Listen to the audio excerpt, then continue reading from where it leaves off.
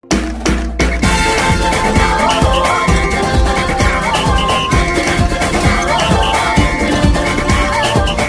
am now beside the two Sinag best player of the game from Pampanga Delta. Now first is Carlo Ferrero with 21 points, 6 rebounds, and 5 assists. Now my question is, on the first half, nakita namin na lamang ang kalaban, pero on the second half ay nakahabol kayo. Now, ano yung nag-push sa'yo para mapanalo mo ngayon? Sabi ko sa mga teammates ko na huwag na nating isipin yung first half. Back to zero ulit tayo sa second half para, ayun, sabi ko sa kanila mag-focus lang sila. Kasi no first half, out of focus kami lahat. So yun, ginausap ko lang talaga sila para i-motivate sila at ayusin nila yung laro nila.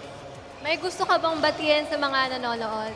Binabati ko first of all si God sa panalo, si Governor Dennis de la Pineda, at yung mga family ko nanonood sa bahay, tsaka si Trisha, and yung mga teammates at coaches ko.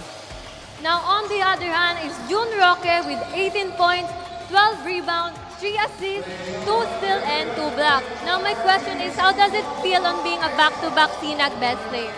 Yun nga, sobrang saya. And yun, importante na nanalo kami.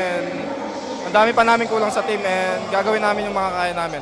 May gusto ka bang batiin at pasalamatan? Ang unang-una, nagpapasalamat ako kay Lord sa panalo namin ngayon and kay Gov, kay Boss Superman, Madam Darna, and sa mga mama, papa ko, kuya, si MJ, si Kate, si Kenneth, Cholo, Jansen, yun lang.